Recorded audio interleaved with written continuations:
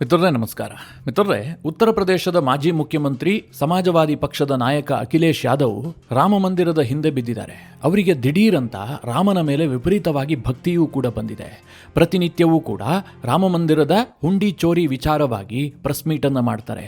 ಒಂದಲ್ಲ ಒಂದು ಆರೋಪಗಳನ್ನು ಮಾಡ್ತಾ ಇದ್ದಾರೆ. ತುಂಬಾ ಆಕ್ಟಿವ್ ಆಗಿ ಕಾಣಿಸ್ತಾ ಇದ್ದಾರೆ. ಅಖಿಲೇಶ್ ಯಾದವ್ ಅವರ ನಡೆಯನ್ನು ನೋಡಿದ್ರೆ 2027 ಫೆಬ್ರವರಿ ಅಥವಾ ಮಾರ್ಚ್ ತಿಂಗಳಿನಲ್ಲಿ ಮುಖ್ಯಮಂತ್ರಿ ಆಗ್ತಾರೋ ಇಲ್ವೋ, ಈಗಲೇ ಅವರು ಮುಖ್ಯಮಂತ್ರಿ ಆದ ರೀತಿಯಲ್ಲಿ ವರ್ತಿಸೋದಕ್ಕೆ ಶುರು ಮಾಡಿದ್ದಾರೆ. ಆ ರೀತಿಯಾಗಿದೆ ಅವರ ಆತ್ಮವಿಶ್ವಾಸವೋ ಅಥವಾ ಅಂಧವಿಶ್ವಾಸವೋ ಅಥವಾ ಓವರ್ ಕಾನ್ಫಿಡೆನ್ಸೋ. ಆದರೆ ಇಷ್ಟೆಲ್ಲ ವೇಗವಾಗಿ ಮುನ್ನುಗ್ಗುತ್ತಾ ಇರುವಂತಹ ಅಖಿಲೇಶ್ ಯಾದವ್ಗೆ ಈಗ ಕಾಂಗ್ರೆಸ್ ಪಕ್ಷ ಮೇಲಿಂದ ಮೇಲೆ ಶಾಕ್ ಕೊಡೋದಕ್ಕೆ ಶುರು ಮಾಡಿದೆ. ಅಖಿಲೇಶ್ ಯಾದವ್ ಪಕ್ಷದ ನಾಯಕರೂ ಕೂಡ ಈಗ ಕಾಂಗ್ರೆಸ್ ವಿರುದ್ಧವೇ ತಿರುಗಿ ಬಿದ್ದಿದ್ದಾರೆ. ಅಖಿಲೇಶ್ ಯಾದವ್ ಪಕ್ಷದ ಒಬ್ಬ ದೊಡ್ಡ ನಾಯಕ ರಾಹುಲ್ ಗಾಂಧಿ ಅವರನ್ನ ಹಿಗ್ಗಾಮುಗ್ಗಾ ಟೀಕೆ ಮಾಡಿದ್ದಾರೆ. ಅತ್ತ ರಾಹುಲ್ ಗಾಂಧಿಯೂ ಏನು ಸುಮ್ಮನೆ ಕೂತಿಲ್ಲ. ಹೇಗೆ ತಮಿಳುನಾಡಿನಲ್ಲಿ ಡಿಎಂಕೆಗೆ ಬೆನ್ನಿಗೆ ಚೂರಿ ಹಾಕುವ ಕೆಲಸವನ್ನ ಮಾಡಿದ್ರೋ ಅದೇ ರೀತಿಯಾಗಿ ಉತ್ತರ ಪ್ರದೇಶದಲ್ಲಿ ಸಮಾಜವಾದಿ ಪಕ್ಷಕ್ಕೂ ಕೂಡ ಚೆಕ್ಮೀಟ್ ಅನ್ನು ಕೊಡೋದಕ್ಕೆ ಒಂದು ಪಾನ್ ಮೂವ್ ಮಾಡಿದ್ದಾರೆ. ಕಾಂಗ್ರೆಸ್ ಮತ್ತು ಸಮಾಜವಾದಿ ಪಕ್ಷದ ಮೈತ್ರಿಯಲ್ಲಿ ದೊಡ್ಡ ಬಿರುಗಾಳಿಯೇ ಎದ್ದಿದೆ. ಮಿತ್ರರೇ, ಇದು ಚುನಾವಣೆಯ ಮೇಲೆ 100% ಪರಿಣಾಮ ಬೀರಬಹುದಾದಂತಹ ಒಂದು ವಿಚಾರ. ಇದರ ಬಗ್ಗೆ ಈ ವಿಡಿಯೋದಲ್ಲಿ ನಿಮಗೆ ಡೀಟೇಲ್ ಆಗಿ ಹೇಳ್ತೀನಿ. ಎಲ್ಲಾದರೂ ಅಖಿಲೇಶ್ ಯಾದವ್ ರಾಮನ ಶಾಪಕ್ಕೆ ತುತ್ತಾದ್ರ? ಯಾಕೆ ಅಂತಂದ್ರೆ ಅವರಿಗೆ ರಾಮಭಕ್ತಿ ಉಕ್ಕಿ ಹರಿಯೋದಕ್ಕೆ ಶುರುವಾದ ದಿನದಿಂದಲೂ ಕೂಡ ಅವರ ಪಕ್ಷದಲ್ಲಿ ಜೊತೆಗೆ ಕಾಂಗ್ರೆಸ್ ಮತ್ತು ಎಸ್ಪಿಯ ಮೈತ್ರಿಯಲ್ಲಿ ದೊಡ್ಡ ಮಟ್ಟದಲ್ಲಿ ಬಿರುಕು ಕಾಣಿಸಿಕೊಳ್ಳೋದಕ್ಕೆ ಶುರುವಾಗಿದೆ. ಅದರ ಬಗ್ಗೆ ವಿವರಿಸಿ ಹೇಳ್ತೀನಿ. ನೀವು ಈ ವಿಡಿಯೋನ ಕೊನೆವರೆಗೂ ಮಿಸ್ ಮಾಡದೆ ನೋಡಿ. ಉತ್ತರ ಪ್ರದೇಶದ ವಿಧಾನಸಭಾ ಚುನಾವಣೆ ಅಂತಂದ್ರೆ ಅದು ದೇಶದ ಚುನಾವಣೆ. ಉತ್ತರ ಪ್ರದೇಶವನ್ನ ಗೆದ್ದವರು ದೇಶವನ್ನ ಗೆಲ್ತಾರೆ ಎನ್ನುವಂತಹ ಮಾತಿದೆ. ಅದೇ ಕಾರಣಕ್ಕೋಸ್ಕರವಾಗಿ 2014ರಲ್ಲಿ ಗುಜರಾತ್ನ ನರೇಂದ್ರ ಮೋದಿ ಅವರು ವಾರಣಾಸಿಯಲ್ಲಿ ಬಂದು ಚುನಾವಣೆಗೆ ನಿಲ್ತಾರೆ. ವಾರಣಾಸಿಯಿಂದ ಗೆದ್ದು ಪ್ರಧಾನಮಂತ್ರಿಗಳಾಗ್ತಾರೆ. ಅಂದ್ರೆ ಉತ್ತರ ಪ್ರದೇಶದ 80 ಲೋಕಸಭಾ ಕ್ಷೇತ್ರಗಳಿದಾವಲ್ಲ, ಅದರ ಮೇಲೆ ಪ್ರತಿಯೊಂದು ರಾಜಕೀಯ ಪಕ್ಷದ ಕಣ್ಣು ಕೂಡ ಇರುತ್ತೆ. ಅದನ್ನ ಗೆದ್ದಿದ್ದೇ ಆದ್ರೆ ದೇಶದ ಗದ್ದುಗೆ ಸುಲಭ ಅನ್ನುವಂಥದ್ದು ಅದರ ಉದ್ದೇಶ. ಈ ಎಲ್ಲ ಕಾರಣಗಳಿಂದಾಗಿ ಉತ್ತರ ಪ್ರದೇಶದ ವಿಧಾನಸಭಾ ಚುನಾವಣೆ ಇದೆಯಲ್ಲ, ಇದು ಅಗತ್ಯಕ್ಕಿಂತ ಹೆಚ್ಚೇ ಮಹತ್ವವನ್ನು ಪಡೆದುಕೊಳ್ಳುತ್ತೆ. 2027 ಫೆಬ್ರವರಿ ಮತ್ತು ಮಾರ್ಚ್ ತಿಂಗಳಿನಲ್ಲಿ ಉತ್ತರ ಪ್ರದೇಶದ 403 ವಿಧಾನಸಭಾ ಕ್ಷೇತ್ರಗಳಿಗೆ ಚುನಾವಣೆ ನಡೆಯೋದಕ್ಕಿದೆ. ಬಿಜೆಪಿಗೆ 3ನೇ ಬಾರಿಗೆ ಅಧಿಕಾರಕ್ಕೆ ಬರುವಂತಹ ತವಕ ಇದೆ. ಯಾಕೆ ಅಂತಂದ್ರೆ 2029 ಚುನಾವಣೆಯ ಹಿನ್ನೆಲೆಯಲ್ಲಿ ಇದು ಮಹತ್ವವನ್ನು ಪಡೆದುಕೊಳ್ಳುತ್ತೆ. 2024 ಲೋಕಸಭಾ ಚುನಾವಣೆಯಲ್ಲಿ ಹಿನ್ನಡೆ ಆಗಿತ್ತು. ಉತ್ತರ ಪ್ರದೇಶದಲ್ಲಿ 65-70 ಸೀಟ್ಗಳನ್ನು ಗೆಲ್ತಾ ಇದ್ದಂತಹ ಬಿಜೆಪಿ ಏಕಾಏಕಿಯಾಗಿ 33 ಸೀಟ್ಗಳಿಗೆ ಕುಸಿದಿತ್ತು. ಈ ಕಾರಣದಿಂದ 2027 ವಿಧಾನಸಭಾ ಚುನಾವಣೆಯಲ್ಲಿ 2017 ರಿಸಲ್ಟ್ ಅನ್ನು ಮರುಕಳಿಸುವಂತೆ ಮಾಡಿ ಬಿಜೆಪಿ ಒಂದು ಇತಿಹಾಸ ಬರೆಯೋದಕ್ಕೆ ಸ್ಕೆಚ್ ಹಾಕಿಕೊಂಡಿದೆ. ಇತ್ತ ಕಡೆಯಲ್ಲಿ ಉತ್ತರ ಪ್ರದೇಶದ ಪ್ರಬಲ ವಿರೋಧ ಪಕ್ಷವಾದಂತಹ ಸಮಾಜವಾದಿ ಪಕ್ಷವೂ ಕೂಡ ಡೂ ಆರ್ ಡೈ ಸಿಚುವೇಶನ್ ನಲ್ಲಿದೆ. ಅವರು 2012ರಲ್ಲಿ ಕಟ್ಟ ಕಡೆಯದಾಗಿ ಉತ್ತರ ಪ್ರದೇಶವನ್ನು ಗೆದ್ದಿದ್ರು. ಅದಾದ ನಂತರದ 2 ಚುನಾವಣೆಯಲ್ಲೂ ಕೂಡ ಅಖಿಲೇಶ್ ಯಾದವ್ ಹೀನಾಯವಾಗಿ ಸೋತ್ ಹೋಗಿದ್ದಾರೆ. ಆದರೆ 2024 ಚುನಾವಣೆಯಲ್ಲಿ ಅಖಿಲೇಶ್ ಯಾದವ್ಗೆ ಆಕ್ಸಿಜನ್ ಸಿಕ್ಕಿದೆ. ಹೀಗಾಗಿ ನಾವು ಪುನಃ ಗೆಲ್ತೀವಿ, ಮತ್ತೆ ಅಧಿಕಾರಕ್ಕೆ ಬರ್ತೀವಿ ಎನ್ನುವಂತಹ ವಿಶ್ವಾಸದಲ್ಲಿ ಅಖಿಲೇಶ್ ಯಾದವ್ ಇದ್ದಾರೆ. ಅದಕ್ಕೆ ಸರಿಯಾಗಿ ರಾಮ ಜನ್ಮಭೂಮಿ ಹುಂಡಿ ಕಳುವು ಪ್ರಕರಣ ಇದೆಯಲ್ಲ, ಇದು ಅಖಿಲೇಶ್ ಯಾದವ್ಗೆ ದೊಡ್ಡ ಅಸ್ತ್ರವನ್ನೇ ಕೊಟ್ಟಿದೆ. ಇದರಲ್ಲಿ ಬಿಜೆಪಿಯನ್ನ ಸಿಲುಕಿಸಬೇಕು, ಅದರಲ್ಲೂ ಮುಖ್ಯವಾಗಿ ಯೋಗಿ ಆದಿತ್ಯನಾಥ್ರನ್ನ ಬ್ಯಾಕ್ಫುಟ್ಗೆ ತಳ್ಳಬೇಕು ಅಂತ ಅಖಿಲೇಶ್ ಯಾದವ್ ಪ್ರತಿನಿತ್ಯ ಪ್ರಯತ್ನ ಮಾಡ್ತಾ ಇದ್ದಾರೆ. ಸದ್ಯ ಅಖಿಲೇಶ್ ಯಾದವ್ಗೆ ಈ ಹಿಂದೆ ಅನ್ನಿಸ್ತಾ ಇತ್ತು ಕಾಂಗ್ರೆಸ್ ನಮ್ಮ ಜೊತೆಗಿದ್ದಿದ್ದೆ ಆದ್ರೆ ಅದು ನಮಗೆ ಸ್ಟ್ರೆಂತ್ ಆಗುತ್ತೆ ಅಂತ. ಆದ್ರೆ ಇತ್ತೀಚಿನ ದಿನಗಳಲ್ಲಿ ಸಮಾಜವಾದಿ ಪಕ್ಷದ ಧೋರಣೆ ಬದಲಾಗ್ತಾ ಇದ್ದಂತೆ ಕಾಣ್ತಾ ಇದೆ. ಇದಕ್ಕೆ ಕಾರಣ ಕಾಂಗ್ರೆಸ್ ಪಕ್ಷವೇ. ಹೇಗೆ ತಮಿಳುನಾಡಿನಲ್ಲಿ ಕಾಂಗ್ರೆಸ್ ಪಕ್ಷ ಡಿಎಂಕೆಗೆ ಬೆನ್ನಿಗೆ ಚೂರಿ ಹಾಕುವಂತಹ ಕೆಲಸವನ್ನ ಮಾಡುತ್ತೋ, ಉತ್ತರ ಪ್ರದೇಶದಲ್ಲೂ ಅದನ್ನೇ ಮಾಡುವಂತಹ ಸುಳಿವು ಸಮಾಜವಾದಿ ಪಕ್ಷಕ್ಕೆ ಸಿಗ್ತಾ ಇದೆ. ಮಿತ್ರರೇ, ಈ ಹಿಂದೆಯೇ ಒಂದು ವಿಡಿಯೋ ಮಾಡಿ ನಿಮಗೆ ತಿಳಿಸಿದ್ದೆ. ಉತ್ತರ ಪ್ರದೇಶದ ಕಾಂಗ್ರೆಸ್ ಮತ್ತು ಸಮಾಜವಾದಿ ಪಕ್ಷದ ನಡುವೆ ಏನೋ ಸ್ವಲ್ಪ ವ್ಯತ್ಯಾಸ ಆಗ್ತಾ ಇದೆ ಅಂತ. ಯಾಕೆ ಅಂತಂದ್ರೆ ಕಾಂಗ್ರೆಸ್ ಪಕ್ಷದ ದೊಡ್ಡ ನಾಯಕ ರಾಜೇಂದ್ರ ಗೌತಮ್ ಪಾಲ್ ಅವರು ಸರಿಸುಮಾರು 1 ತಿಂಗಳ ಹಿಂದೆ ಇರಬಹುದು ಮಾಯಾವತಿ ಅವರನ್ನ ಭೇಟಿಯಾಗೋದಕ್ಕೆ ಹೋಗಿದ್ರು. ಈ ಮಾಯಾವತಿ ಮತ್ತು ಅಖಿಲೇಶ್ ಯಾದವ್ ಉತ್ತರ ಪ್ರದೇಶದ ರಾಜಕಾರಣದಲ್ಲಿ ಉತ್ತರ ಮತ್ತು ದಕ್ಷಿಣ ಧ್ರುವ. ಈ ಹಿಂದೆ ಒಮ್ಮೆ ಮೈತ್ರಿ ಆಗಿತ್ತು. ಅದಾದ ನಂತರ ಅವರಿಬ್ಬರ ನಡುವಿನ ದ್ವೇಷ ವಿಪರೀತ ಪ್ರಮಾಣದಲ್ಲಿ ಜಾಸ್ತಿ ಆಗಿದೆ. ಅಂತಹದ್ರಲ್ಲಿ ಸಮಾಜವಾದಿ ಪಕ್ಷದ ಮೈತ್ರಿ ಪಕ್ಷವಾಗಿರುವಂತಹ ಕಾಂಗ್ರೆಸ್ ಪಕ್ಷದ ರಾಜೇಂದ್ರ ಪಾಲ್ ಗೌತಮ್ ಅವರು ಮಾಯಾವತಿ ಅವರನ್ನ ಭೇಟಿಯಾಗೋದಕ್ಕೆ ಅವರ ಮನೆ ಬಾಗಿಲಿಗೆ ಹೋಗಿದ್ರು. ಆದ್ರೆ ಮಾಯಾವತಿ ಅವರು ಭೇಟಿಯನ್ನ ನಿರಾಕರಿಸಿದ್ರು. ಅವತ್ತು ಭೇಟಿಗೆ ಸಾಧ್ಯ ಆಗಿರಲಿಲ್ಲ. ಇದು ಉತ್ತರ ಪ್ರದೇಶದ ರಾಜಕಾರಣದಲ್ಲಿ ಒಂದು ಬಿರುಗಾಳಿಯನ್ನ ಎಬ್ಬಿಸಿತ್ತು. ರಾಜೇಂದ್ರ ಪಾಲ್ ಗೌತಮ್ ವಿರುದ್ಧವಾಗಿ ಕ್ರಮ ಕೈಗೊಳ್ಳಬೇಕು ಅಂತ ಸಮಾಜವಾದಿ ಪಕ್ಷದ ನಾಯಕರು ಕಾಂಗ್ರೆಸ್ ಪಕ್ಷದ ಮೇಲೆ ಒತ್ತಡ ಹೇರಿದ್ರು. ಇಲ್ಲದೆ ಹೋದ್ರೆ ಮೈತ್ರಿಗೆ ಡ್ಯಾಮೇಜ್ ಆಗುತ್ತೆ ಅಂತ ಧಮಕಿ ಕೂಡ ಹಾಕಿದ್ರು. ಆದ್ರೆ ಬಹಳ ಇಂಟ್ರೆಸ್ಟಿಂಗ್ಲಿ ರಾಹುಲ್ ಗಾಂಧಿ ಏನ್ ಮಾಡಿದ್ರು ಗೊತ್ತಾ?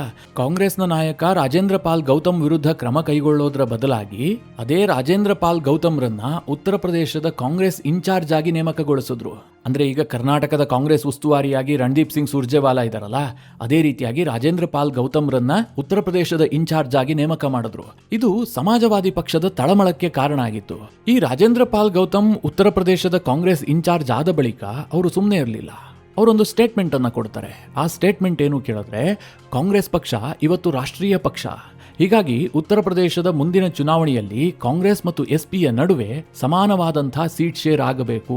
ಉತ್ತರ ಪ್ರದೇಶದಲ್ಲಿ ಒಟ್ಟು 403 ವಿಧಾನಸಭಾ ಕ್ಷೇತ್ರಗಳಿದ್ದಾವೆ. ಸಮಾನವಾಗಿ ಸೀಟ್ ಶೇರ್ ಆಗಬೇಕು ಅಂತಂದ್ರೆ ಕಾಂಗ್ರೆಸ್ ಪಕ್ಷಕ್ಕೆ 200+ ಸೀಟ್ಗಳು ಸಿಗಬೇಕು ಅಂತ ಅವರು ಡಿಮ್ಯಾಂಡ್ ಮಾಡಿದ್ರು. ಇದು ಸಹಜವಾಗಿ ಸಮಾಜವಾದಿ ಪಕ್ಷವನ್ನ ಕೆರಳಿಸಿದೆ. ಅದರ ವಿರುದ್ಧವಾಗಿ ಅನೇಕ ಸಮಾಜವಾದಿ ಪಕ್ಷದ ನಾಯಕರು ಸ್ಟೇಟ್ಮೆಂಟ್ಗಳನ್ನ ಕೊಡೋದಕ್ಕೆ ಶುರು ಮಾಡಿದ್ರು. ಆದ್ರೆ IP ಸಿಂಗ್ ಅನ್ನುವಂಥ ಸಮಾಜವಾದಿ ಪಕ್ಷದ ಸಂಸದ, ಜೊತೆಗೆ ಅಖಿಲೇಶ್ ಯಾದವ್ ಅವರ ಆಪ್ತ, ಅವರು ಒಂದು ಹೆಜ್ಜೆಯನ್ನ ಮುಂದಿಟ್ಟೆ ಸ್ಟೇಟ್ಮೆಂಟ್ ಅನ್ನ ಕೊಟ್ಟರು. ಒಂದು ಟ್ವೀಟ್ ಮಾಡಿದ್ರು. ಆ ಟ್ವೀಟ್ ನಲ್ಲಿ ಪ್ರಧಾನಿ ನರೇಂದ್ರ ಮೋದಿ ಅವರನ್ನ ಟೀಕಿಸಿದ್ದಕ್ಕಿಂತ ಹೆಚ್ಚಾಗಿ ರಾಹುಲ್ ಗಾಂಧಿ ಅವರ ಕಾಲೆಳೆದ್ರು.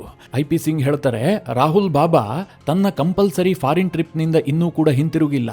ಪ್ರಧಾನಮಂತ್ರಿ ಮತ್ತು ವಿಪಕ್ಷದ ನಾಯಕ ಇಬ್ರೂ ಕೂಡ ವಿದೇಶದ ಪ್ರವಾಸದಲ್ಲಿದ್ದಾರೆ. ಆದರೆ ದೇಶದ ಜನ 45 ಡಿಗ್ರಿ ಹೀಟ್ ನಲ್ಲಿ ಬೇಯ್ತಾ ಇದ್ದಾರೆ. ಪ್ರಧಾನಮಂತ್ರಿ ಮತ್ತು ವಿಪಕ್ಷದ ನಾಯಕ ತಣ್ಣಗಿನ ದೇಶದ ಪ್ರವಾಸದಲ್ಲಿದ್ದಾರೆ. ಹೀಗಂತ ಪ್ರಧಾನಿಯನ್ನ ಟೀಕಿಸಿದ್ದಕ್ಕಿಂತ ಹೆಚ್ಚಾಗಿ ರಾಹುಲ್ ಗಾಂಧಿ ಅವರ ಕಾಲೆಳಿತಾರೆ. ಮಿತ್ರರೇ, ದೋಸ್ತಿ ಪಕ್ಷದ ನಾಯಕನಾಗಿ IP ಸಿಂಗ್ ಮಾಡಿದಂತಹ ಈ ಟ್ವೀಟ್ ಇದೆಯಲ್ಲ, ಕಾಂಗ್ರೆಸ್ನವರನ್ನ ಕೆರಳಿಸುತ್ತೆ. IP ಸಿಂಗ್ ಈ ಒಂದು ಟ್ವೀಟ್ ಮಾಡಿ ಸುಮ್ಮನಾಗ್ಲಿಲ್ಲ. ಅದಾದ ಬಳಿಕ ಟೈಮ್ಸ್ ನೌ ಅವರು ಅವರನ್ನ ಫೋನ್ ಕಾಲ್ಗೆ ತೆಗೆದುಕೊಳ್ತಾರೆ. ನಿಮ್ಮ ಟ್ವೀಟ್ ಬಗ್ಗೆ ಮಾಹಿತಿ ಕೊಡಿ, ಯಾಕೋಸ್ಕರವಾಗಿ ರಾಹುಲ್ ಗಾಂಧಿ ಅವರ ಕಾಲೆಳೆದ್ರಿ ಅಂತ. ಅದಕ್ಕೆ IP ಸಿಂಗ್ ಹೇಳ್ತಾರೆ, ಈ ದೇಶ ಕೃಷಿ ಪ್ರಧಾನವಾದಂತಹ ದೇಶ ಬರಗಾಲದ ಸನ್ನಿವೇಶದಲ್ಲಿದೆ. ವಿಪಕ್ಷದ ನಾಯಕ ಜವಾಬ್ದಾರಿಯನ್ನ ಅರಿತು ಕೆಲಸ ಮಾಡಬೇಕು, ಫಾರಿನ್ ಟ್ರಿಪ್ ಮಾಡೋದಲ್ಲ. ಉತ್ತರ ಪ್ರದೇಶದಲ್ಲಿ ಕಾಂಗ್ರೆಸ್ ಪಕ್ಷದ ಜೊತೆಗಿನ ಮೈತ್ರಿಯನ್ನ ಅಖಿಲೇಶ್ ಯಾದವ್ ನಿರ್ಧಾರ ಮಾಡ್ತಾರೆ. ಆದರೆ ಸಮಾಜವಾದಿ ಪಕ್ಷ ಉತ್ತರ ಪ್ರದೇಶದ 403 ವಿಧಾನಸಭಾ ಕ್ಷೇತ್ರಗಳಿಗೂ ಕೂಡ ತಯಾರಾಗ್ತಾ ಇದೆ. ನಾವು 2012ರಲ್ಲಿ ಭರ್ಜರಿ ಜಯವನ್ನ ದಾಖಲಿಸಿದ್ವಿ. 2022 ಮತ್ತು 24ರಲ್ಲಿ ಪಕ್ಷ ಸ್ಟ್ರೆಂತ್ ಅನ್ನು ಪಡೆದುಕೊಂಡಿದೆ. 24ರಲ್ಲಿ 200ಕ್ಕೂ ಹೆಚ್ಚು ಕ್ಷೇತ್ರದಲ್ಲಿ ನಮಗೆ ಮುನ್ನಡೆ ಸಿಕ್ಕಿದೆ. ಹೀಗಾಗಿ 2027ರ ಡೂ ಆರ್ ಡೈ ಹೋರಾಟದಲ್ಲಿ ಸಮಾಜವಾದಿ ಪಕ್ಷ ಸ್ಪಷ್ಟ ಬಹುಮತದಲ್ಲಿ ಸರ್ಕಾರವನ್ನ ರಚಿಸುತ್ತೆ. ಕಾಂಗ್ರೆಸ್ ಪಕ್ಷಕ್ಕೆ ಎಷ್ಟು ಸೀಟ್ ಬಿಡಬೇಕು ಅನ್ನುವಂಥದ್ದು ಅಖಿಲೇಶ್ ಯಾದವ್ ಅವರ ನಿರ್ಧಾರ.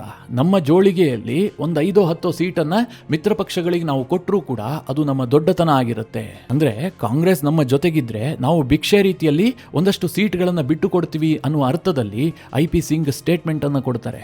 IP ಸಿಂಗ್ ಅವರ ಈ ಮಾತಿದೆಯಲ್ಲ, ಇದು ಕಾಂಗ್ರೆಸ್ ಮತ್ತು ಸಮಾಜವಾದಿ ಪಕ್ಷದ ನಡುವಿನ ಘರ್ಷಣೆಗೆ ಕಾರಣ ಆಗಿದೆ. ಈಗ ಕಾಂಗ್ರೆಸ್ನವ್ರು ಹೇಳ್ತಾ ಇದ್ದಾರೆ IP ಸಿಂಗ್ ವಿರುದ್ಧ ಕ್ರಮ ಕೈಗೊಳ್ಳಿ ಅಂತ. ಕಾಂಗ್ರೆಸ್ಗೆ ಯಾವ ನೈತಿಕತೆ ಇದೆ ಅಂತ ನನಗಂತೂ ಅರ್ಥ ಆಗ್ತಿಲ್ಲ. ರಾಜೇಂದ್ರ ಪಾಲ್ ಗೌತಮ್ ಮೈತ್ರಿ ಧರ್ಮವನ್ನ ಧಿಕ್ಕರಿಸಿ ಮಾಯಾವತಿಯವರ ಭೇಟಿಗೆ ಹೋಗಿದ್ರು. ಇವತ್ತಿಗೂ ಕೂಡ ಮಾಯಾವತಿಯ ಬಗ್ಗೆ ಉತ್ತಮವಾದಂತಹ ಮಾತುಗಳನ್ನಾಡ್ತಾ ಇದ್ದಾರೆ. ಅಷ್ಟು ಮಾತ್ರ ಅಲ್ಲ, ರಾಜೇಂದ್ರ ಪಾಲ್ ಗೌತಮ್ ಕಾಂಗ್ರೆಸ್ನ ಉಸ್ತುವಾರಿ ಆದ ಬಳಿಕ ಕಾಂಗ್ರೆಸ್ನ ಪ್ರತಿ ಸಭೆಯಲ್ಲೂ ಕೂಡ ಕಾಂಶಿರಾಮ್ ಅವರ ಫೋಟೋ ಕಾಣಿಸ್ಕೊಳ್ತಾ ಇದೆ. ರಾಜೇಂದ್ರ ಪಾಲ್ ಗೌತಮ್ಗೆ ಈಗಲೂ ಕೂಡ BSPಯ ಬಗ್ಗೆ ಒಲವಿದ್ದಂತೆ ಕಾಣ್ತಾ ಇದೆ. ಅಂತಹ ನಾಯಕನನ್ನ ಉತ್ತರ ಪ್ರದೇಶದ ಇನ್ಚಾರ್ಜ್ ಆಗಿ ಕಾಂಗ್ರೆಸ್ ನೇಮಕ ಮಾಡಿದೆ. ಈಗ IP ಸಿಂಗ್ ಏನೋ ಮಾತನಾಡಿದ್ರು ಅಂತ ಹೇಳಿ ಅವರ ವಿರುದ್ಧ ಕ್ರಮ ಕೈಗೊಳ್ಳಿ ಅಂತ ಕಾಂಗ್ರೆಸ್ ಪಕ್ಷ ಸಮಾಜವಾದಿ ಪಕ್ಷಕ್ಕೆ ಒತ್ತಾಯ ಮಾಡ್ತಾ ಇದೆ. ಈ ರೀತಿಯಾದಂತಹ ಒಂದು ಡೋಲಾಯಮಾನ ಸ್ಥಿತಿಗೆ ಕಾಂಗ್ರೆಸ್ ಮತ್ತು ಸಮಾಜವಾದಿ ಪಕ್ಷದ ಮೈತ್ರಿ ಬಂದು ನಿಂತಿದೆ. ಇದೆಲ್ಲ ಏನು ಬಹಳ ದೊಡ್ಡ ವಿಚಾರನ? ಮೈತ್ರಿ ಸರಿ ಹೋಗುತ್ತೆ, ಸಮಾಜವಾದಿ ಪಕ್ಷಕ್ಕೆ ಅನಿವಾರ್ಯತೆ ಇದೆ, ಕಾಂಗ್ರೆಸ್ಗೂ ಕೂಡ ಅನಿವಾರ್ಯತೆ ಇದೆ. ಯಾಕೆ ಅಂತಂದ್ರೆ ಬಲಿಷ್ಠವಾದಂತಹ BJPಯನ್ನ ಎದುರಿಸೋದಕ್ಕೆ ಏಕಾಂಗಿಯಾಗಿ ಅಖಿಲೇಶ್ ಯಾದವ್ಗೆ ಸಾಧ್ಯ ಆಗೋದಿಲ್ಲ. ಹೀಗಂತ ಕೆಲವರಿಗೆ ಅನ್ನಿಸಬಹುದು. ಅದೇನೇ ಇರಬಹುದು. ಈಗ ಬಂಗಾಳದಲ್ಲೂ ಕೂಡ ಅನಿವಾರ್ಯತೆ ಇತ್ತು. ಮಮತಾ ಬ್ಯಾನರ್ಜಿ ಮತ್ತು ಕಾಂಗ್ರೆಸ್ ಒಟ್ಟಾಗಿ ಬಂದಿದ್ದೇ ಆಗಿದ್ರೆ ಆ ಪರಿಯಾಗಿ BJP ಗೆಲ್ತಾ ಇರಲಿಲ್ಲ. 150ರಿಂದ 160 ಸೀಟ್ಗೆ ನಿಲ್ತಾ ಇತ್ತು. ಯಾಕೆ ಒಂದಾಗೋದಕ್ಕೆ ಸಾಧ್ಯ ಆಗಿಲ್ಲ? ಲೋಕಲ್ ಲೆವೆಲ್ನಲ್ಲಿ ಬಹಳಷ್ಟು ಸಮಸ್ಯೆಗಳಿರ್ತವೆ. ಈಗ ಉತ್ತರ ಪ್ರದೇಶದಲ್ಲೂ ಕೂಡ ಅದೇ ಆಗ್ತಾ ಇದೆ. ಈ ಕಾಂಗ್ರೆಸ್ ಪಕ್ಷದ ಪ್ರಾಬ್ಲಮ್ ಏನ್ ಗೊತ್ತಾ? ನಮ್ಮದು ರಾಷ್ಟ್ರೀಯ ಪಕ್ಷ. ದೇಶದ ಬೇರೆ ಬೇರೆ ರಾಜ್ಯದಲ್ಲಿ ಅಧಿಕಾರದಲ್ಲಿದ್ದೀವಿ. ಬೇರೆ ಬೇರೆ ರಾಜ್ಯದಲ್ಲಿ ನಾವು ಉತ್ತಮವಾದಂತಹ ಸ್ಥಿತಿಯಲ್ಲಿದ್ದೀವಿ. ಈ ಹಿನ್ನೆಲೆಯಲ್ಲಿ ನಮಗೆ ಹೆಚ್ಚಿಗೆ ಸೀಟ್ ಬೇಕು ಅಂತ ಅವರು ಎಲ್ಲಾ ಕಡೆಯಲ್ಲೂ ಡಿಮ್ಯಾಂಡ್ ಮಾಡ್ತಾರೆ. ಒಂದು ವೇಳೆ ಅವರೇ ಅಧಿಕಾರಕ್ಕೆ ಬರುವಂತಹ ಸ್ಥಿತಿಯಲ್ಲಿದ್ರೆ ಮಿತ್ರ ಪಕ್ಷಗಳನ್ನ ಸರಿಯಾಗಿ ಟ್ರೀಟ್ ಮಾಡೋದಿಲ್ಲ. ಉದಾಹರಣೆಗೆ ಹರಿಯಾಣದಲ್ಲಿ ಏನಾಯ್ತು, ಕಾಂಗ್ರೆಸ್ ಅಧಿಕಾರಕ್ಕೆ ಬರ್ತೀವಿ ಎನ್ನುವಂತಹ ವಿಪರೀತವಾದಂತಹ ವಿಶ್ವಾಸದಲ್ಲಿತ್ತು. ಅಲ್ಲಿ ಆಮ್ ಆದ್ಮಿ ಪಕ್ಷವನ್ನ ಕೇರೆ ಮಾಡಿಲ್ಲ ಅವರು. ಆದ್ರೆ ತಾವು ಬೇರೆಯವರು ಹೆಗಲ ಮೇಲೆ ಹೋಗ್ತಾ ಇರ್ತಾರಲ್ಲ, ಅಲ್ಲಿ ದೊಡ್ಡ ಪಾಲನ್ನ ಕೇಳ್ತಾರೆ. ಈಗ ಉತ್ತರ ಪ್ರದೇಶದಲ್ಲಿ ಆಗ್ತಾ ಇರೋದು ಕೂಡ ಅದೇ. ಈಗ ಉತ್ತರ ಪ್ರದೇಶದಲ್ಲಿ ಸಮಬಲದ ಸೀಟ್ ಶೇರ್ ಅನ್ನ ಕೇಳೋದಕ್ಕೆ ಕಾಂಗ್ರೆಸ್ಗೆ ಅಧಿಕಾರ ಇದೆಯಾ, ಆ ನೈತಿಕತೆ ಇದೆಯಾ ನೋಡೋದಾದ್ರೆ ಈ ಹಿಂದಿನ ಚುನಾವಣಾ ರಿಸಲ್ಟ್ ಗಳನ್ನ ಹೇಳ್ತೀನಿ, ನಿಮಗೆ ಅರ್ಥ ಆಗುತ್ತೆ. 2017ರಲ್ಲಿ ಇದೇ ಕಾಂಗ್ರೆಸ್ ಪಕ್ಷ ಮತ್ತು ಸಮಾಜವಾದಿ ಪಕ್ಷದ ಮೈತ್ರಿ ಇತ್ತು. ಉತ್ತರ ಪ್ರದೇಶದಲ್ಲಿ ಅಧಿಕಾರದಲ್ಲಿದ್ದಂತಹ ಸಮಾಜವಾದಿ ಪಕ್ಷದ ಜೊತೆಗೆ ಈ ಕಾಂಗ್ರೆಸ್ ಮೈತ್ರಿ ಮಾಡಿಕೊಂಡಿತ್ತು. ಆಗ ಅಖಿಲೇಶ್ ಯಾದವ್ ತಾನು ಅಧಿಕಾರದಲ್ಲಿದ್ರೂ ಕೂಡ ಕಾಂಗ್ರೆಸ್ಗೆ ಅಗತ್ಯಕ್ಕಿಂತ ಹೆಚ್ಚು ಸೀಟ್ಗಳನ್ನು ಬಿಟ್ಟುಕೊಟ್ಟಿದ್ರು. 2017ರಲ್ಲಿ ಉತ್ತರ ಪ್ರದೇಶದಲ್ಲಿ ಕಾಂಗ್ರೆಸ್ಗೆ 105 ಸೀಟ್ಗಳನ್ನು ಬಿಟ್ಟುಕೊಡಲಾಗಿತ್ತು. ಆದ್ರೆ ಆಗ್ಲೂ ಕೂಡ ಮೈತ್ರಿಯಲ್ಲಿ ಸಾಕಷ್ಟು ಬಿರುಕು ಏರ್ಪಟ್ಟು ಚುನಾವಣೆಯಲ್ಲಿ ಕೆಲ ಕ್ಷೇತ್ರಗಳಲ್ಲಿ ಫ್ರೆಂಡ್ಲಿ ಫೈಟ್ ಮಾಡಿಬಿಟ್ರು. ಸಮಾಜವಾದಿ ಪಕ್ಷ 311 ಕ್ಷೇತ್ರದಲ್ಲಿ ಸ್ಪರ್ಧೆ ಮಾಡಿತು. ಕಾಂಗ್ರೆಸ್ ಸ್ಪರ್ಧೆ ಮಾಡಿದಂತಹ 13 ಕ್ಷೇತ್ರದಲ್ಲಿ ತನ್ನ ಅಭ್ಯರ್ಥಿಯನ್ನು ಹಾಕಿತ್ತು. ಕಾಂಗ್ರೆಸ್ 114 ಕ್ಷೇತ್ರದಲ್ಲಿ ಸ್ಪರ್ಧೆ ಮಾಡಿತು. ಸಮಾಜವಾದಿ ಪಕ್ಷ ಸ್ಪರ್ಧೆ ಮಾಡಿದಂತಹ ಅಂದ್ರೆ ಅವರಿಗೆ ಸಿಕ್ಕಿದ್ದಂತಹ 9 ಕ್ಷೇತ್ರದಲ್ಲಿ ಕಾಂಗ್ರೆಸ್ ಕೂಡ ಅಭ್ಯರ್ಥಿಯನ್ನ ಹಾಕಿತ್ತು. ಅಂದ್ರೆ ನಮ್ಮದು ರಾಷ್ಟ್ರೀಯ ಪಕ್ಷ ಅಂತ ಬಿಂಬಿಸಿಕೊಂಡು ಕಾಂಗ್ರೆಸ್ ಇಷ್ಟೆಲ್ಲಾ ಡ್ರಾಮಾ ಮಾಡಿತು. ಆದರೆ ರಿಸಲ್ಟ್ ಯಾವ ರೀತಿಯಾಗಿ ಬಂತು ಗೊತ್ತಾ? 2017ರ ಚುನಾವಣೆಯಲ್ಲಿ ಕಾಂಗ್ರೆಸ್ 114 ಕ್ಷೇತ್ರದಲ್ಲಿ ಸ್ಪರ್ಧೆ ಮಾಡಿ ಕೇವಲ 9 ಕ್ಷೇತ್ರವನ್ನ ಗೆಲ್ಲುತ್ತೆ. ಜೊತೆಗೆ 6.25% ವೋಟ್ ಶೇರ್ ಅನ್ನ ಮಾತ್ರ ಪಡೆದುಕೊಳ್ಳುತ್ತೆ. ಕಾಂಗ್ರೆಸ್ ಅನ್ನ ನಂಬಿಕೊಂಡಿದ್ದಂತಹ ಅಖಿಲೇಶ್ ಯಾದವ್ ಅಧಿಕಾರವನ್ನು ಕಳೆದುಕೊಳ್ತಾರೆ. ಹೀಗಾಗಿ ಕಾಂಗ್ರೆಸ್ ಜೊತೆಗಿನ ಮೈತ್ರಿಯನ್ನೇ ಅಖಿಲೇಶ್ ಯಾದವ್ ತೊರೆದಿರ್ತಾರೆ. 2022ರಲ್ಲಿ ಈ ಕಾಂಗ್ರೆಸ್ ಭಾರಿ ಉತ್ಸಾಹದೊಂದಿಗೆ ಅಖಿಲೇಶ್ ಯಾದವ್ರನ್ನ ಸೋಲಿಸಲೇಬೇಕು ಅಂತ ಏಕಾಂಗಿಯಾಗಿ ಸ್ಪರ್ಧೆ ಮಾಡುತ್ತೆ. ಸಾಲದ್ದಕ್ಕೆ ಪ್ರಿಯಾಂಕಾ ಗಾಂಧಿ ಅವರನ್ನ ಉತ್ತರ ಪ್ರದೇಶದ ಇನ್ಚಾರ್ಜ್ ಆಗಿ ನೇಮಕ ಮಾಡಿಬಿಟ್ಟು ಒಂದು ವೇಳೆ ಕಾಂಗ್ರೆಸ್ ಅಧಿಕಾರಕ್ಕೆ ಬಂದ್ರೆ ಪ್ರಿಯಾಂಕಾ ಗಾಂಧಿ ಅವರೇ ಮುಖ್ಯಮಂತ್ರಿ ಆಗಬಹುದೇನೋ ಎನ್ನುವ ರೀತಿಯಲ್ಲಿ ಬಿಂಬಿಸಿರುತ್ತೆ. ಆದ್ರೆ ಆಗಿದ್ದೇನೋ ಗೊತ್ತಾ? ಕಾಂಗ್ರೆಸ್ 2017ರ ಚುನಾವಣೆಯಲ್ಲಿ 9 ಸೀಟ್ಗಳನ್ನು ಗೆದ್ದು 6.25% ವೋಟ್ ಶೇರ್ ಅನ್ನು ತೆಗೆದುಕೊಂಡಿತ್ತಲ್ಲ, ಅದೇ 2022ರ ಚುನಾವಣೆಯಲ್ಲಿ 399 ಕ್ಷೇತ್ರದಲ್ಲಿ ಸ್ಪರ್ಧೆ ಮಾಡಿ ಕೇವಲ 2.33% ವೋಟ್ ಶೇರ್ ಅನ್ನು ಪಡೆದು 2 ಸೀಟ್ಗಳನ್ನು ಮಾತ್ರ ಗೆಲ್ಲುತ್ತೆ. ಈಗ ಅದೇ ಕಾಂಗ್ರೆಸ್ ಸಮಾಜವಾದಿ ಪಕ್ಷದ ಜೊತೆಗೆ ಕೇಳ್ತಾ ಇದೆ, ನಮಗೆ ಸಮಾನವಾದಂತಹ ಸೀಟ್ ಶೇರ್ ಅನ್ನು ಕೊಡಿ ಅಂತ. ಅದಕ್ಕೆ ಸಮಾಜವಾದಿ ಪಕ್ಷದವರು ಹೇಳ್ತಾ ಇದ್ದಾರೆ, ಇಲ್ಲಿ ಸೀಟ್ಗಳನ್ನು ಪಡೆಯುವಂತಹದ್ದು ಮುಖ್ಯ ಅಲ್ಲ, ವಿನ್ನಬಿಲಿಟಿ ಮುಖ್ಯ ಆಗತ್ತೆ. ನಮ್ಮ ಜೋಳಿಗೆಯಲ್ಲಿ 403 ಕ್ಷೇತ್ರಗಳಿದಾವೆ, ನಾವು ಎಷ್ಟು ಕೊಡ್ತೀವೋ ಅಷ್ಟಕ್ಕೆ ತೃಪ್ತಿ ಪಟ್ಟು ನಮ್ಮ ಜೊತೆಗೆ ಇರೋದಾದ್ರೆ ಇರಿ, ಇಲ್ಲದೇ ಇದ್ರೆ ನಿಮ್ಮ ದಾರಿ ನಿಮಗೆ ಎನ್ನುವ ರೀತಿಯಲ್ಲಿ ಸಮಾಜವಾದಿ ಪಕ್ಷ ಮಾತನಾಡ್ತಾ ಇದೆ. ಈಗಲೂ ಅನುಮಾನ ಇರೋದೇನು ಕೇಳಿದ್ರೆ, ಕಾಂಗ್ರೆಸ್ಗೆ ಸಮಾಜವಾದಿ ಪಕ್ಷದ ಜೊತೆಗಿರೋದಕ್ಕೆ ಅಷ್ಟಾಗಿ ಇಷ್ಟ ಇಲ್ಲ. ಅವರು BSP ಜೊತೆಗೆ ಹೋಗೋದಕ್ಕೆ ಯತ್ನ ಮಾಡ್ತಾ ಇದ್ದಾರೆ. ರಾಜೇಂದ್ರ ಪಾಲ್ ಗೌತಮ್ ಅವರ ಮೊದಲ ಆಯ್ಕೆ ಮಾಯಾವತಿ ಜೊತೆಗಿನ ಮೈತ್ರಿ. ಇನ್ನೊಂದು ಕಡೆಯಲ್ಲಿ ಮಾಯಾವತಿ ಮತ್ತು ಅಸಾದುದ್ದೀನ್ ಓವೈಸಿಯ ನಡುವೆ ಮೈತ್ರಿ ಆಗುವಂತಹ ಸಾಧ್ಯತೆಗಳಿದಾವೆ. ಈ ಕಾಂಬಿನೇಷನ್ ನಲ್ಲಿ ಹೋಗಿದ್ದೆ ಆದ್ರೆ 2027ರಲ್ಲಿ ಏನಾಗುತ್ತೋ ಬಿಡುತ್ತೋ ಗೊತ್ತಿಲ್ಲ. ಅಧಿಕಾರಕ್ಕೆ ಬರುವಂತಹ ಚಾನ್ಸಸ್ ಕಡಿಮೆ ಇದ್ರೂ ಕೂಡ 2029ರ ಚುನಾವಣೆಯಲ್ಲಿ ಭಾರಿ ಲಾಭ ಆಗುತ್ತೆ ಎನ್ನುವಂತಹದ್ದು ರಾಜೇಂದ್ರ ಪಾಲ್ ಗೌತಮ್ ಅವರ ಲೆಕ್ಕಾಚಾರ. ಹೀಗಾಗಿ ಮಿತ್ರರೇ, ಒಂದು ಕಡೆ ಅಖಿಲೇಶ್ ಯಾದವ್ ರಾಮನ ವಿಚಾರದಲ್ಲಿ ಪ್ರತಿನಿತ್ಯ ರಾಜಕಾರಣ ಮಾಡ್ತಾ ಇದ್ದಾರೆ, ಇನ್ನೊಂದು ಕಡೆಯಲ್ಲಿ ಮೈತ್ರಿ ಡೋಲಾಯಮಾನವಾದಂತಹ ಸ್ಥಿತಿಯನ್ನು ತಲುಪ್ತಾ ಇದೆ. ಉತ್ತರ ಪ್ರದೇಶದ ರಾಜಕಾರಣದಲ್ಲಿ ಮಾಯಾವತಿ ಹೆಚ್ಚು ಆಕ್ಟಿವ್ ಆಗುವಂತಹದ್ದು ಬಿಜೆಪಿಗೆ ಬಹಳ ಬೆನಿಫಿಟ್ ಅನ್ನ ತರುತ್ತೆ.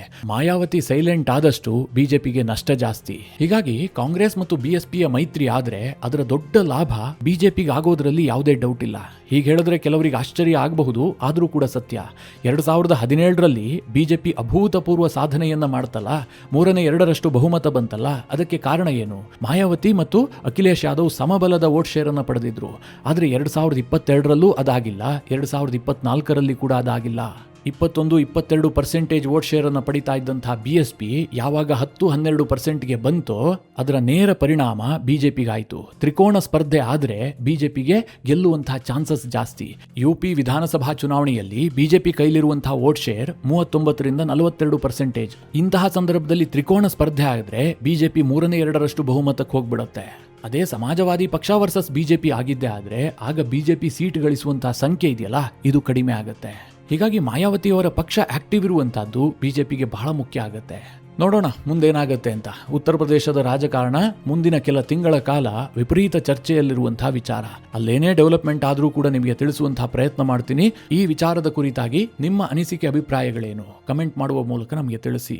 ಹಾಗೆ ನಿಮಗೆ ಈ ವಿಡಿಯೋ ಇಷ್ಟವಾದರೆ ಲೈಕ್ ಮಾಡಿ. ಜೊತೆಗೆ ನೀವಿನ್ನೂ ನಿಮ್ಮ ನೆಚ್ಚಿನ ಸಂಸ್ಕಾರ ಸೌರಭ ಯೂಟ್ಯೂಬ್ ಚಾನಲ್ನ ಸಬ್ಸ್ಕ್ರೈಬ್ ಮಾಡಿಲ್ಲ ಅಂತಾದರೆ ಈ ಕೂಡಲೇ ಸಬ್ಸ್ಕ್ರೈಬ್ ಮಾಡಿ. ಮುಂದಿನ ಎಲ್ಲ ಅಪ್ಡೇಟ್ಗಳ ನೋಟಿಫಿಕೇಶನ್ಗಾಗಿ ಬೆಲ್ ಐಕಾನ್ ಒತ್ತಿ.